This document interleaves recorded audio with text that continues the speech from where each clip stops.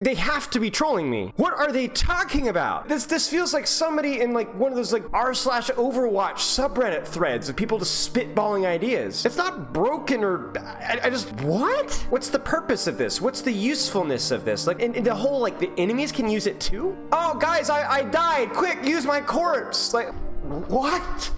What? Why? I'm supposed to shoot, then charge, and then swap. Why would you ever make a character that needs to switch weapons in a game like Overwatch? Ability is the pedal platform. This elevator, Pog Champ.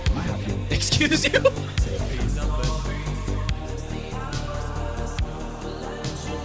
How hard could it be? I am the lizard queen! For this, and this, and then these. I have 12 fucking bosses. I have 12 fucking bosses. Watch this, Lise. You can actually pinpoint the second when his heart rips in half. The only way you can do damage is by literally hitting a weapon swap key. On your right click, right. Oh, I thought it was just like a left or right click thing. This guy is toast! Lifeweaver has been the weakest character in the game for such a historically long period of time that people really just don't care about him anymore. The anger's gone, the frustration's gone, and all that's really left behind is just bland apathy. Yes, his keybinds were buggered. His weapon swap being on scroll wheel was just terrible. The parting gift passive was a historically bizarre thing to have in a character's kit and benefited the enemy team much more than his. Petal gets stuck on walls. Life grip fails at random. Every part of his kit is also tailor-made for trolling, and he now gets cited every single time Blizzard release a new hero in a completely overpowered and broken state because hey, at least they're not completely unplayable like Lifeweaver. The most recent round of buffs is quite frankly astounding, and at first made me think that Blizzard once again have no idea what they're doing. But then I looked online, and I found that almost every conversation about fixing him completely misses the rather glaring point as well. Valid criticisms you normally find online are as follows: his large hitbox size, the bugs with his abilities, his secondary fire mode swap remaining clunky, and that his utility forces him to essentially play reactively, giving him very little agency in terms of actually affecting the game. These are all true and have been talked about basically to death. Some people point out that the character has, quote, high raw numbers and nothing much else. This is just factually incorrect, and we'll get to this later. The truth is that the trouble with this kit goes much deeper than anyone I've found online seems to know, and reveals that the hero design team has basically no idea what makes their systems tick at a core level. But the thing that this discourse is missing is pretty simple at its core. This was all a purposeful design choice. Blizzard didn't accidentally put his weapon swap on scroll wheel, they were trying to make it like Blaster. Blizzard didn't accidentally make his light grip a high-powered long cooldown ability with little tempo use cases. They were trying to make it like Res. And Blizzard certainly didn't make his healing auto-lock on by accident. They were trying to make Mercy. At least I really hope that they were trying to make Mercy, because if they weren't, I don't know what they thought they were doing. Life grip is res, the petal is her movement mechanics, the ult gives soft power over a long period of time. There's a weapon swap mechanic, and finally and most importantly, you don't have to aim their healing. So here's the real kicker that nobody's been talking about. Why does this work, and why is this so terrible that they can't do anything to fix it?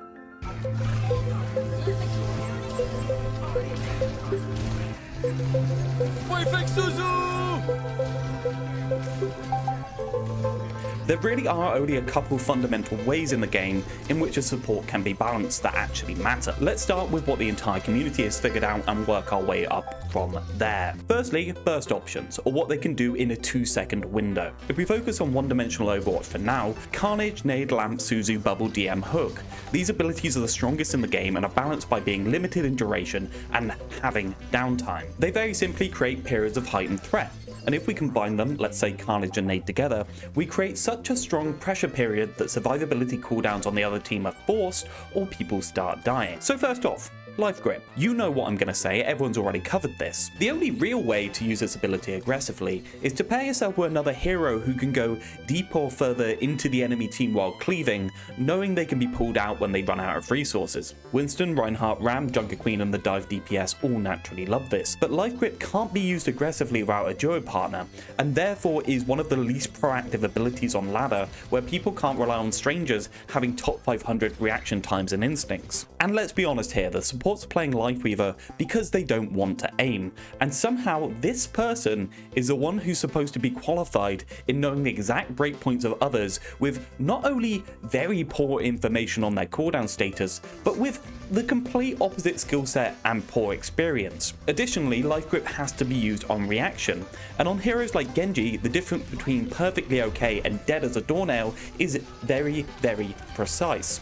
Also, the difference between a Winston feeding because he has no bubble versus a Winston who's purposely being aggressive to secure a kill and then use his ult immediately is pretty inscrutable from 30 yards away, especially for someone who doesn't even play the character. Life Grip is so bad when used this way that a simple 200 health heal on a cooldown would often be more useful, and Suzu, Nade, Lamp and Amp heal clearly outclass it in most scenarios. To play against, this ability feels absolutely terrible, and is another example of what makes Overwatch less fun to play. The abilities that are basically stop, you can't kill this, feel awful to play against. In my opinion, Life Grip quite frankly shouldn't have made it past whatever Idea Cloud whiteboard is in Team 4's hero design office, and it certainly shouldn't be doing heavy lifting in order to make Lifeweaver viable. If we wanted to balance him by adding more power to his kit in terms of kill denial abilities or more bursty resources, it would make him even more of a pain to play into. So the only additional thing the dev team potentially could do here to make him better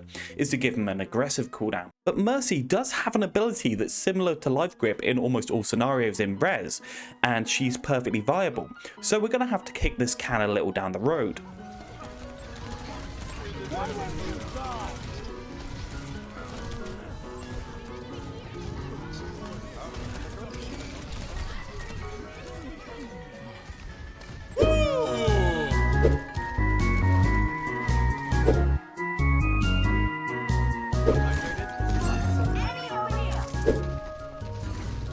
Okay, let's stay in one-dimensional Overwatch for a little bit longer and look at the second most impactful balancing factor for supports, which is essentially throughput, what you can do in a 10 to 20 second period. This is obviously important for heroes in two measures.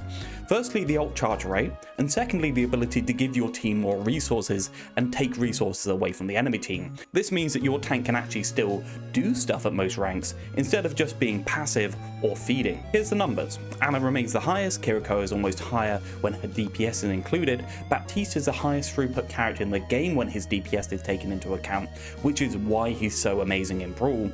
The rest can be essentially taken as read. So quite clearly here, Lifeweaver has been balanced more towards the Mercy end of the spectrum on purpose. There's a long discussion to be had about value or skill, floor and ceiling, terms used to essentially describe how effective a character is when used at varying skill levels, but the cliff notes are here. Characters with healing, which is difficult to apply, struggle to apply it even on big ass tanks when used at a low level. Remember, we're dealing with Switch players here. Holding left click on Ana and aiming in the vague direction of Reinhardt is simply an inaccessible skill to some players, especially those with a single digit frame rate. So Mercy, Lifeweaver and Moira naturally do higher healing totals in lower level lobbies, and this does result in a higher win rate. The trouble begins when the skill floor of some of the higher level characters is reached around gold level. The things Lifeweaver can do with his healing at any level above there becomes pretty limited. He can't solo support a Reinhardt or really any other meaningful mid-range or brawl comp like Kiriko, Ana, Baptiste or Moira can, and that means he essentially has to be played with one of them most of the time. Interestingly, as the tanks start playing better into Grandmaster and therefore require less raw throughput to keep them going, this does become less of a crippling issue. This is a really hard catch-22 for Blizzard. You can't have both extremely easy to apply healing and high throughput. The skill to value curve just doesn't work for low level players. But again, Mercy has a similar argument being used for her healing, and she continues to be relevant into the highest ranks, with Rez admittedly doing some heavy lifting here. So in terms of meaningful balance that can happen around his throughput, we're going to have to kick this can further down the road.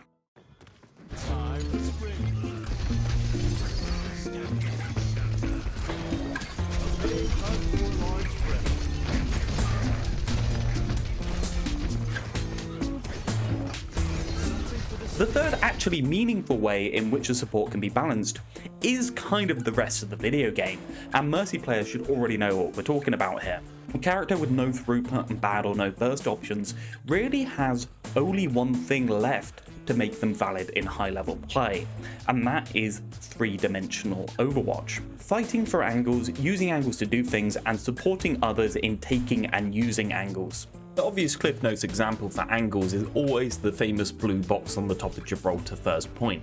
It is ridiculously strong, and if you can just root someone in there that can use it, you literally just win the game. Overwatch at its core really is just a game about jostling for good position on map geometry in order to create an unfair advantage. So let's start by just narrowing down to the first two options. First off, fighting for angles yourself and moving the enemies out of those angles, and second off, using the angles yourself in order to project damage and cooldowns into the enemy's backline. What actually makes a character good at fighting for and using angles? Well, dueling potential, the correct range to use the angle, the lack of being needed for good value elsewhere, and things like safety and survivability to not die in duels. I want to point out here that survivability first and primarily should be balanced around giving the character safety and angular control, and not in and of itself as a primary balancing concern. It's kind of a secondary factor. To be clear here, all characters should be aggressively pushing angles, but some characters' kits are simply set up in a better way in order to do this. Alari has the correct range to poke out people approaching, so they struggle to take the position with full health, and boot to deny this space directly. And she fights pretty poorly for the position when somebody else controls it. Gita specifically is a character who gains very little personally by using these angles, aside from just safety, but is absolutely amazing at pushing other people out of and controlling places like Blue Box. Whip shot is busted, shield is strong, she can escape with bash, she has armor, and Inspire and pack range means she loses very little uptime when within 20 yards of her team. Lifeweaver in some ways is very similar to Brig. He gains very little personally from being in the angle himself. He can't use the location to protect damage like Alari or cooldowns like Hannah's nade, and his life grip incentivizes him to be at range from his allies and at range from the enemies. But unlike Brig, despite being the part of his kit most buffed since launch, Lifeweaver still has terrible dueling options to fight for and control these areas. So let's go through these buffs quickly. Firstly, they changed the weapon swap to be automatic with the keybind change. The spread was decreased, the damage increased, the ammo increased, the spread decreased, the ammo increased, the spread decreased, and finally, the speed of the bullets was increased. Jesus Christ, what is this? By all accounts, Lifeweaver is better at fighting for and controlling angles against DPS than he ever has been, which is, I mean, yeah, it's good for the character. But buffing him in this way is completely opposed to what the original intention of the character was. This is the confusion, to be clear. How and why have we made a character in all regards similar to Mercy, but he's somehow completely useless without offensive options? Both Mercy and Lifeweaver both have no burst options, similar throughput, no dueling potential on angles, no ability to use these angles themselves, and yet one is unplayable in high level play and one is just as stable. So devs, you were trying to make Mercy. Why is Mercy actually good? Blizzard devs, tell me, please tell me why Mercy's actually good. Do you not know you made this game, she's been out for 7 years, how do you not know why Mercy is actually good at what she does? I don't get it. I just don't get it. I think I might have gone a bit mad here. The answer is Lifeweaver doesn't provide the correct type of resources in order to actually keep DPS in angles. That's all it is. So let's theoretically put a DPS on Blue Box. What do they really want in order to remain there? Well, the easy argument here from me is that it's going to be reliability, consistency, and responsiveness. The reason why the I need healing Genji meme is a thing isn't necessarily because they're being unreasonable, but because of unreliability in the consistency of the healers, meaning that they have to have extremely long downtime between peaking. The reason why Alari Pylon is so good on these angles is just because it has perfect accuracy, can't miss, heals instantly, and most importantly, the DPS can rely on it to still be there when they want it to be there. That really is just the totality of the secret sauce. Reliability, consistency, and responsiveness. That's all it is. These are the balancing factors which really lie under the surface and should be considered when choosing a character's healing throughput. Mercy, on the other hand, can spend her entire game staring at your health bar looking for movement, even when she's healing someone else. or she can just idle with you on damage boost and make the call for healing exactly when it's needed. The reason why Mercy is so good with DPS doing things like Blue Box is because she provides consistent and reliable resources. And finally, and most importantly, DPS actually know when they're being supported by Mercy. There's a logo, there's a sound that Mercy is near them. People know Mercy generally do angular support solutions. Same with Harmony, same with Pylon. There's a massive problem on Lifeweaver where you'll have a 70 HP orb prepped and ready for the moment the person gets chunked for 120 damage, and the DPS will instantly use their escape cooldown regardless every time, giving up the position for no reason. So genuinely, when you make a character who's supposed to be the same as Mercy, why did you make his healing have a charge time? Why did you make it have a travel time? Why did you give it no ability to pre-heal? And most importantly, why did you not give his healing any indication at all to the person being healed that they actually are receiving some support? Lifeweaver's healing style does have one bonus over Mercy. He can preload his healing and prepare burst for when someone takes damage. This is admittedly really good, but everything else from there is just problems. His heal takes 1 second to charge, heals for 0.3 seconds, and starts recharging 0.3 seconds after release, with 10 out of your 70 healing pre-filled. If you repeatedly spam it at 10 charge, you're losing out on 50% healing over time. If you repeatedly use it at 40 charge, you're losing out on 20% of your overall healing over time. And this doesn't even account to the ammo limit being factored in. So you're required to constantly channel healing in order to throughput, exactly the same as Mercy, but unlike Mercy, in order to be reactive to bursts of damage on the wing, you need to essentially hold your healing charge in preparation and therefore be AFK ready for the damage to come in when it hits. Let's say you just fired a healing orb and DPS on an angle just took some damage. It's going to be at minimum 0.3 seconds plus the ability travel time for Lifeweaver to even start channeling you at 50% of his normal healing rate. And that's around 25 healing per second. Or you can wait 1.3 seconds when the duel's probably already over for him to start channeling you at his full healing total. Am I belaboring the point a bit too much? I probably am. Just going a little bit too hard on this. Lifeweaver literally has downtime baked into his kit that Mercy doesn't have. And on top of that, he also has 5 healing per second as a base rate less than Mercy does. This is the crux of the problem. The healing mode is just terrible and reveals that the designers really had no grasp whatsoever on what makes angular supporting resources actually good in the first place. So the healing's bad, okay? The healing's bad, I get it, like you've talked about this for 5 minutes, you idiot. What other things do they actually provide in order to help people on angles? Well, Life Grip does nothing for a character who's already in a strong position and wants to keep using the position, aside from letting them lose the space more gracefully. It also requires you to be far away from another hero to be useful, so if you want to use your body to help fight an angle with a DPS, the ability is just unusable on them. The actual best aggressive use of this ability is to pull your tanks to fight strong angles, which is, is good. The ability does have some value. The problem is the incentives on positioning on the character often contradict each other. You can use Petal to allow a character to contest a strong position that otherwise couldn't, but it doesn't help very much with holding it. It also has a lovely effect where it blocks you from healing another character from under it, so you have to sometimes take an awkward angle. This is just more jank. But the final nail in Lifeweaver's coffin really is just the same nail that seals Alari's, and makes both of the characters just unplayable at high ranks. If the angles are actually good enough, that poke and poke enabling supports are actually strong, then people are just going to be playing Widow and Hanzo.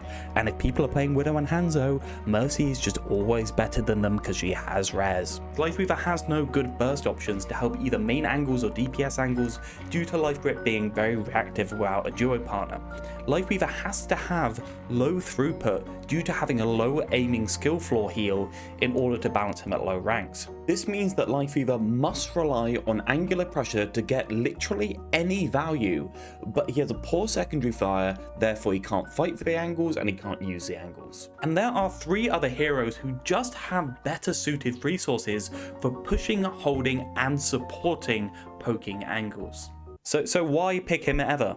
And people are probably sitting there like, haha, he's quite good with flanking DPS because he can shoot an orb halfway across the map. And it's just the same problem as with poke, exactly the same issue. You can't hit it exactly when you need it. It's too late, there's travel time, it's unreliable, it's inconsistent. Quite frankly, half the time they'd rather have an Ana shooting them from halfway across the map. So the question of the day is like, what do you actually do? Everyone already hates Life Grip, and giving him any further abilities which can be used for stopping the enemy from securing a kill is an absolute no-go. Any more resources which can be given to others would probably be bad. You could theoretically give him burst options. This isn't a good solution for Blizzard because it involves another ability design, which they will and should want to avoid. You could technically come up with an aggressive cooldown to be used, and the ability would essentially have to be something along the lines of a damage spike, AoE slow, damage zone, or like any other aggressive non-life-saving ability you can come up with. It also moves him further away from the supporting and loving healer archetype and harms the hero fantasy. Secondly, you could raise his throughput to around 75 healing per second, and I guess just call it a day. At least then at the mid ranks he can support his tanks properly. This does however have the natural problem at low ranks of giving him the highest healing in every lobby, but hopefully reducing his survivability could account for this. This is not a good solution for Blizzard because it involves purposely misbalancing him at low ranks, who happen to be the people who pay them a lot of money for Mercy skin. Healing creep is also a big hot button issue and gets really messy really fast. Thirdly, you could allow him to fight for angles more by giving him aggressive cooldowns, better survivability, more and easier to apply damage, making him do more to move people from angles and use them. This is where they've been focusing on so far for some reason, despite it basically going against their intended hero design of a low aiming skill floor character. In my opinion, this again just harms the intended hero fantasy. That's why your solution and Blizzard solutions all suck. None of these three options really are reasonable fixes at all. The rest of the ideas are actually what we want. To make a character like Mercy and gets her value through providing angular support, whilst not being incentivized to fight for or use angles themselves. Personally, counterintuitively, I literally just think most of this is fixed by a quality of life change. You could just give him a UI element on somebody else's screen when he's waiting to put an orb on them to show them they're going to get the support. We could also slow down his healing effect duration per orb, meaning that he can essentially pre-heal and provide support to targets before they actually take damage. A bit more like Armored Pack's 2-second 55 HP healing. But for anything more, I really actually just need your support in the comments because I don't know how to fix this. I know the problems, but maybe applying like a damage boost to his heal when it's on someone, maybe something like that. But I'm just getting so frustrated by nobody actually talking about the actual issue and talking past it or giving fixes that don't work because they go against the intended hero design. It's just, I just couldn't stop but make this video. I'm really open to ideas here. I hope you've enjoyed listening to me ramble again. Can I get a rip Zoe in the comments? Hopefully she gets some contracting work because quite frankly, making Zoe announce the new Overwatch competitive league and then firing her immediately after is what I would define as corporate evil. It is just horrible.